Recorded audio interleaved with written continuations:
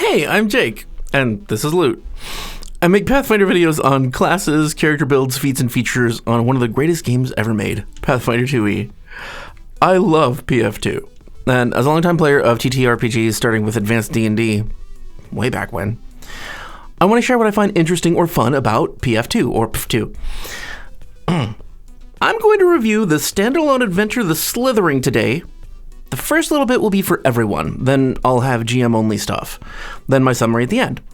And the GM portion is going to be painfully detailed, so if you're a player or otherwise don't want spoilers, when I switch to GM stuff, you'll want to go to the timestamp that shows up on the screen to get the summary. The Slithering. This is an adventure with a really fun creative idea. Oozes and slimes are running amok in a city in the Mwangi Expanse, Kibwe. So overall, the players will discover that there are horrible things happening to innocent people. They'll find out why the oozes are there, where they came from, track down their source, fight some bad guys, and hopefully rescue the whole town and maybe the world. The town and then the world.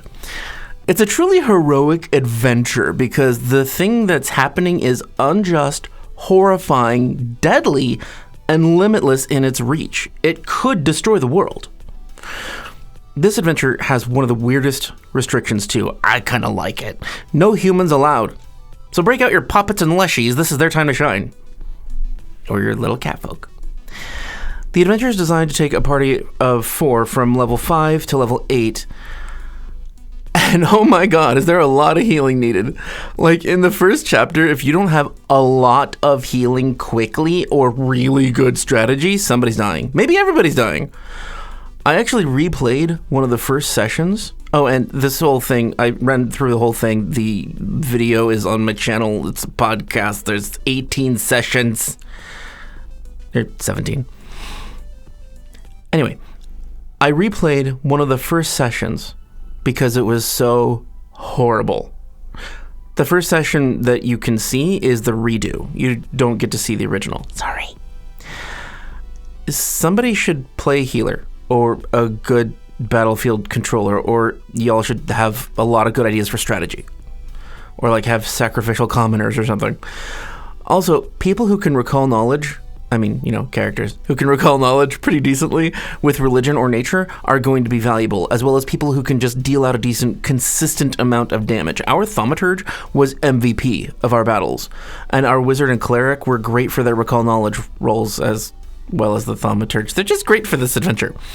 And occasionally, in just the right circumstances, a fireball is king. AoE might matter a lot. It really depends. And remember that oozes are immune to critical hits, so don't rely on crit damage or you are dead. And then your buddy's dead and it's your fault. Yeah. So that's it for player stuff. GMs, stick with me. If you want to skip the GM portion and go to my summary and suggestions, go to this time here. Okay. Bye-bye. Okay. Are they gone? All right. Okay, they're gone. We're alone. GMs, don't run this adventure. If you do, change out like half the oozes. They're boring. People like this adventure, all of it, except the main monster of the adventure. Oozes are freaking annoying to fight. They can't be crit, have an ass ton of hit points, hit like a fucking freight train, and they have no interesting tricks up their sleeve. They don't even think, so there's very little strategy involved. And people who use piercing weapons or precision damage suck. My ranger in the party got eaten in the first fight. He didn't know, the character didn't know, that if you use piercing damage on a black pudding, which is the first fight, you get more black puddings. And they had kobold for breakfast. That's the reason we redid that session, which was the first session. The adventure opens with starting to have a conversation with a dude, and he just explodes into a black mass of goo that just decimates people. I almost lost 2 people in that fight. The second one was barely alive. It's a harsh opening, especially with players who haven't played these characters before, and they're just learning as they go along. Because the first session gives no time to learn anything. They are just thrown into the deep end, and that is filled with razor blades and sharks and acid. All right, back up. All things considered, the first fight is super dramatic. So I wouldn't remove it entirely, and I would play up the transformation bit. Like maybe give him a round while the dude is just like oozifying. You want to make sure that your players have characters that use bludgeoning damage primarily or only. Make sure you have a healer or a really good defensive or battlefield control character. And if all else fails during this first encounter and you need to give the team a bit more time to regroup or heal up or run away, have a few NPC commoners nearby to get eaten and give your PCs an extra round. I had a flock of children get eaten. What? You may even want to remind them that they owe nothing to the city and that they could just run away. But if they survive, this is a great mood to set at the beginning of the adventure. Definitely tension, because clearly if it's dangerous for the PCs, it's dangerous for everyone else. Fortunately, only the first chapter really has way too many oozes in it. The third chapter is a return to the original town that they start out in, and so there are some more oozes, but only a couple. In the first chapter, the party kills some oozes, gets hired by a member of the town council, then they start investigating. Something that happens right off the bat. This doesn't really relate to oozes. They debate with a racist human cult leader about how terrible non-humans are, and it's actually broken down into a point-based skill roll challenge. I hate this encounter. The PCs are supposed to argue using diplomacy or lie using deception to talk up positive things about non-humans or to deride the cult leader's arguments. I know he's not really a cult leader, but he acts like one, and he has followers, and he's semi-religious. Anyway, he doesn't actually get spells. This contest is tilted in favor of the cult leader. And to win the way it's written, all 4 PCs will basically need to be rolling every turn. Yeah, I know, not absolutely, but with averages, it will take a very long time to get this done if everybody isn't attempting something every turn. Not everybody has a relevant ability, so this encounter just drags on and on. Before I started this, I read online that people modified it by reducing the amount of points the PCs need to win by half, and or, maybe both sometimes, reduce the points the cult leader guy gets every turn because he gets them as a default. And it still felt boring to me. If I'm reducing the points, we're still arguing that way and tallying scorecards about racism. The fuck? If you want to do what I did, just skip the whole thing. Not the guy. Keep the dude. Keep his arguments. Keep his ability to sway the crowd. Just don't use points. I had the dude just double down hard on racism and let him be a complete asshole. They debated him, and I let him show that he's unsure of himself and made him obvious in his attempts at manipulation. Just through role-playing. The PCs ended up intimidating the shit out of him and dislocating his shoulders. It was really fun and pleasing. If you've ever tried to debate someone who's racist or has some other asinine belief that isn't rational or reasonable, you know that there is no talking them out of it. It seemed like a racism argument felt just disingenuous. So we cut to the chase, and the players got to put down the racist. They also still got the info from him that they were supposed to get because they intimidated him so well. I just let him, yell the information. There are a couple of side locations in the adventure that they could go to, in the first chapter, that don't really matter, but they do meet with an elven healer in one of those side areas who is a useful source of information, so she matters. I picked a rather unique voice and made her bossy and complaining about stupid people in the jungle poisoning themselves because they're idiots. That fact is actually written into the adventure. I just made her pissed off about it because I would be. Making my job harder. I might have worked in a hospital. The last scene in the first chapter here in Kibwe is actually pretty fun. You go to the Kalibi Caravan House, which is really just a place for wagons to load up with supplies and leave or drop off supplies. It's owned by the Aspis Consortium and run by a dude named Tamil Jabrin. There are a few different oozes here and some random loot they find as well as and some important plot points like a note, a map, and a trunk basically spelling out the plot and where they have to go next. Seriously, there's like a map that has a line drawn on a road that they're going to this other. Who the hell plans for a trip, packs everything up, and then pulls out the map on their table, draws a line, and then leaves it there? Whatever. Sorry, realism.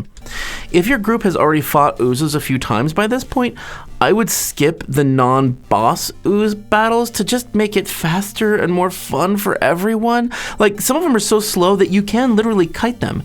The party can do so, and that's boring too.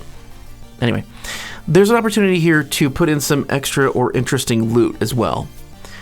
Here is also where I started diverging from the adventure because I saw an opportunity to tie into a theme I wanted to explore and play with: flesh warping. People are being transformed. Makes sense to me.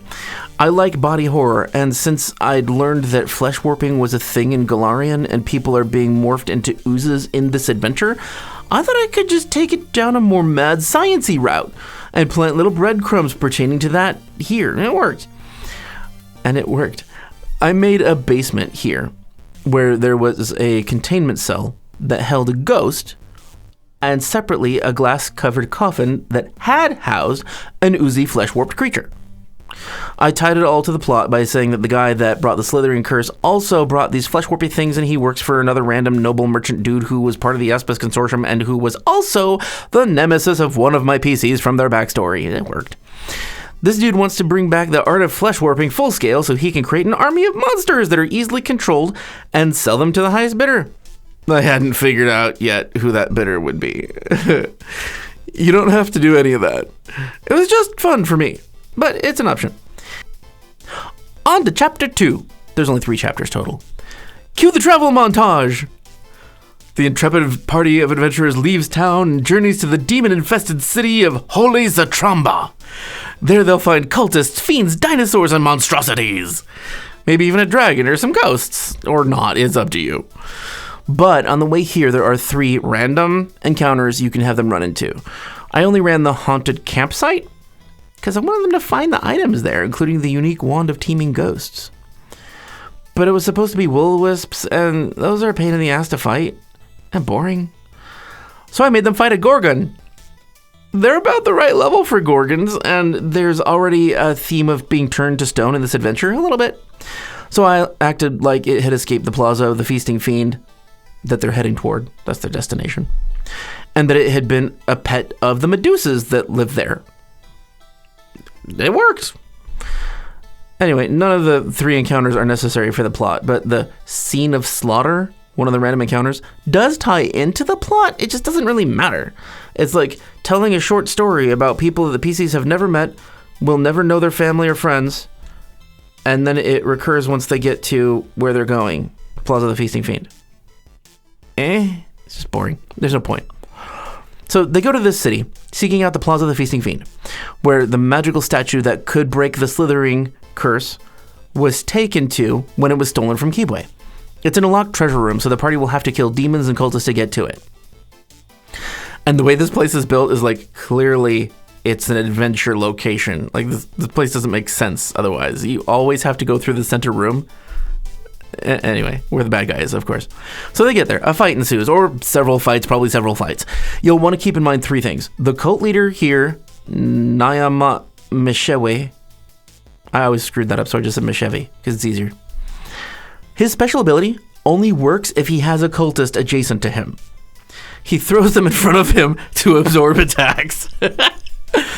And remember that the player characters are all carriers of the Slithering curse, and all of these cultists are humans. So if you want to make things harder on them, just have a cultist cast harm on a PC and make the cultist critically fail to save, transforming them into a black pudding right then, or some less deadly ooze if you want. At some point that should happen, even if it's like a pointless ooze that doesn't really have an impact on the party, because it adds more weight to the character's investment. They are part of the Slithering curse and they are spreading it. The third and final important thing to keep in mind is that the fight with the cult leader takes place in the central room of this plaza. All the other rooms around it has creatures that can hear the sounds. So they could join the fight if you want, all those people. And I do recommend that. And if you run into trouble, you can have the Lamia that's in one of the rooms join to help the heroes because she's pissed off at Nyamat Mesheve, the cult leader dude. The biggest danger in the plaza/cultist hideout is the Avothians. They're demons that look just like dinosaurs, but they can talk and dimension door and do a shit ton of damage with their spears. And they have Death Knell, which absolutely sucks. I will never include Death Knell in any of my monster encounters, because if one of the PCs gets to dying 1, Death Knell, they're dead. It's just not fair. Anyway, this fight will be deadly if there's 3 or more of these Avothian guys here, so be careful. The players kill shit, rescue the statue in distress, and then the last chapter, chapter 3, is them returning to Keebway with a statue that can break the curse and save the day. Yay! When they returned to the city, I only had them do one of the city random encounters, the Reign of Ooze, because by this point we had taken a really long time to do this adventure. Partly because a player was gone for a couple of sessions, and I had to make up side quests where they went to this dragonfolk village that has an ancestry that I might have made up. I guess I could give that to you guys. Okay, there'll be a link in the description for that. Jungle Dragon tribe. It's cool. They rescued their chieftain from being poisoned to death by his advisor. And I may have created a huge 2-session combat under the Plaza of the Feasting Fiend in a mad scientist laboratory who was trying to make flesh warp monsters. And it was really fun! If you want to see it, it's episode 14 and 15 in the Slithering podcast. I'll have linked after this video. It was definitely an epic fight. The Raining Ooze encounter back in Keebway, last chapter, was enough anyway, because the damned things have 150 hit points and can't be crit on. Really, these fights were so boring. We're supposed to have a bunch of enemies from the Aspis Consortium in the last encounter too, and they're supposed to work under the first chapter's main bad guy, Tommel, which was never foreshadowed. Like, this guy was supposed to work on his own. It didn't make any sense. And even the GM's info implies heavily that Tommel did all of this on his own. Then suddenly he has a lieutenant and a bunch of underlings. None of it makes sense. So I pretty much just take the 2 Medusas that are supposed to be in this last area at the end of this adventure and put them at the entrance to the building instead of putting them in the room right before the lieutenant. Because it's scary. And why not? They have another Gorgon pet too, sure. I was actually able to stone one of my players with all the stoning power here. It was scary and dangerous and challenging and fun. I mean, he survived because he can like make them find elixirs that cure the stoning. I know there is one. I just forget the name right now. Yep, I forget the name. But it's totally scary in the moment. So then I skipped all the other minions and earth elementals that had no excuse for being there. They were just sort of thrown in, and I just had the first main bad guy, Tommel. But he was reincarnated, as I found a suggestion for online.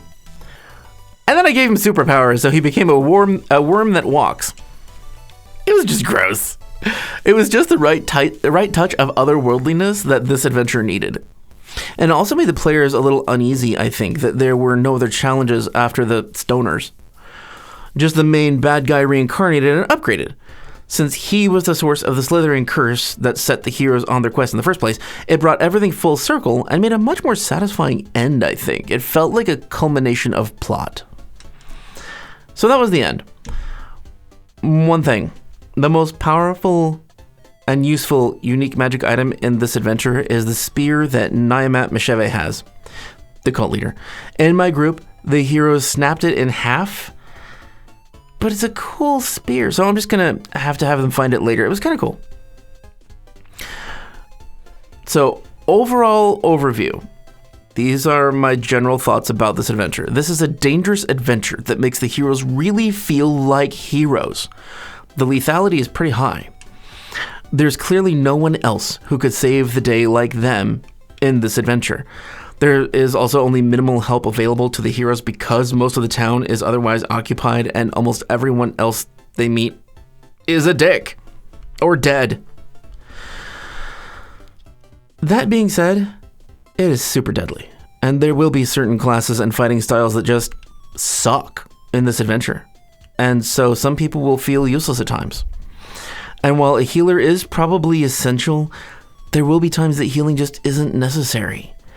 And sometimes that there will be utter panic. And that's because somebody got crit on for like 80 damage. And that sense of urgency is also heavily implied in the overall pace of the adventure. Because of that, there's little to no time to rest or do downtime activities. And basically no ability to buy anything. So it has a very survival feel as you play through, which isn't for everybody.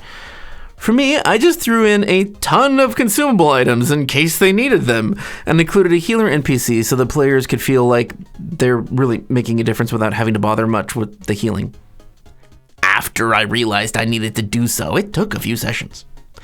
In the meantime, one of the other players played a healer, and that healer was taken out of commission and played a different game. It doesn't matter. Watch the videos. So all said, there are some useful and unique rewards and some interesting opportunities for roleplay or specialized characters to shine. Would I recommend this adventure overall? It depends on the GM.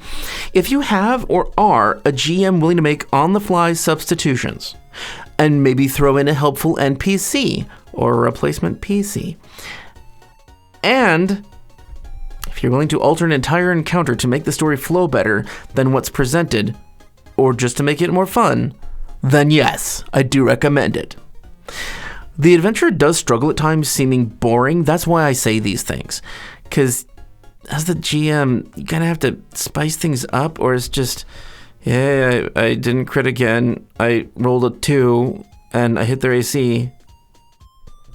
Anyway, so players, play a character that's flexible in combat and be willing to run away. This adventure is at times a meat grinder.